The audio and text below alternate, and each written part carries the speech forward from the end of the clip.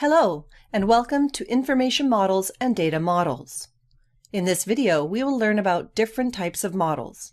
At the end of this video, you will be able to describe the difference between an information model and a data model, explain the advantage of the relational model, and describe the difference between an entity and an attribute. This figure illustrates the relationship between an information model and a data model. An information model is an abstract, formal representation of entities that includes their properties, relationships, and the operations that can be performed on them.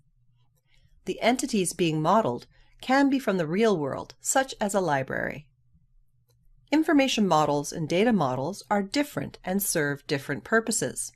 An information model is at the conceptual level and defines relationships between objects.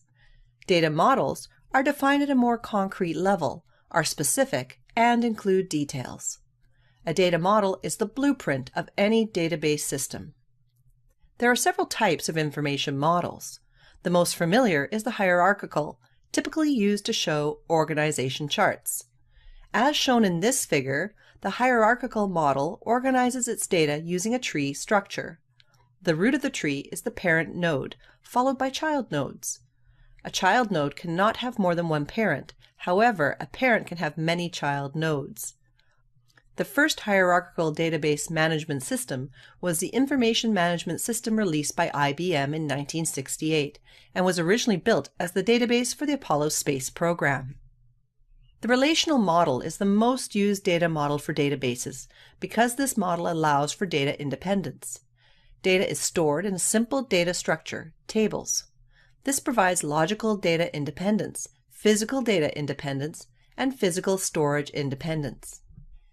An entity relationship data model, or ER data model, is an alternative to a relational data model. Using a simplified library database as an example, this figure shows an entity relationship diagram, or ERD, that represents entities, called tables, and their relationships. We have authors who write books, borrowers who take books out on loan, various copies of each book, etc. This is the final ER diagram. But how do we get there? An entity relationship model proposes thinking of a database as a collection of entities. Rather than being used as a model on its own, the ER model is used as a tool to design relational databases.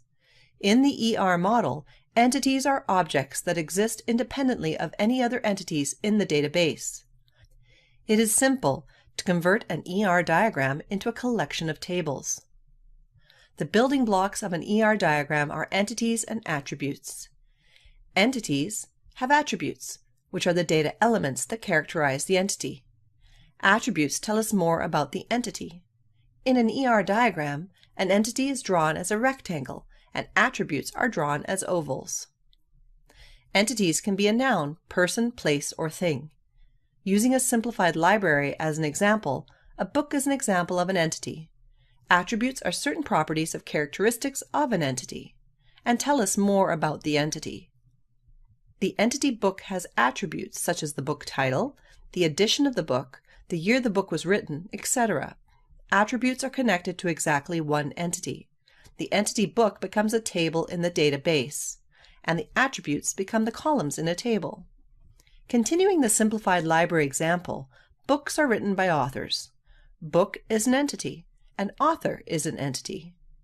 For the entity author, the ER diagram would look like this.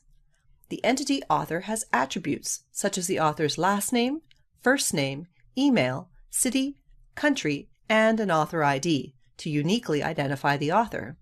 The entity author becomes a table in the database, and the attributes become the columns in the table.